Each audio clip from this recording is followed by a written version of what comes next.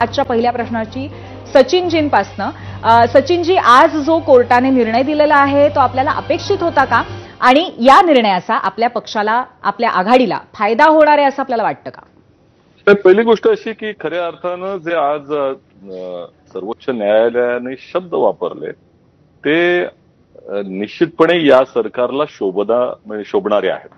खऱ्या अर्थानं त्यांचं वर्णन केलं असं आहे. याचं कारण असं की 73व्या 74व्या घटना दुरुस्तीच्या अनुषंगानं प्रत्येक 5 वर्षांमध्ये निवडणुका या स्थानिक स्वराज्याच्या झाल्या पाहिजेत. त्याच्यासाठी 243U 243ZA अशा तऱ्हेची त्या ठिकाणी मुभा देखील संविधानामध्ये दिलेली आहे.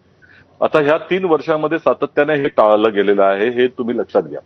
आणि सगळ्यात महत्वाचं म्हणजे की राज्यामध्ये स्थानिक स्वराज्य संस्थांच्या निवडणुका या घेणं ही राज्य सरकारची जबाबदारी असते. ती राज्य सरकारनंच ती राबवली पाहिजे आणि अनेक वर्षापासून ते राबवलं जाते, काही नवीन नाहीये.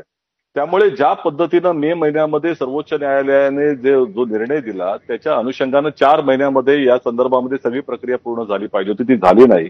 आणि त्यानंतर सातत्यानं ज्या पद्धतीनं आडेवेडे घेतले गेले, जी कारणं दिली गेली निवडणूक आयोगाकडनं, खऱ्या अर्थानं ही निवडणूक आयोगाची कारणं नाही, ती राज्य सरकारची कारणं.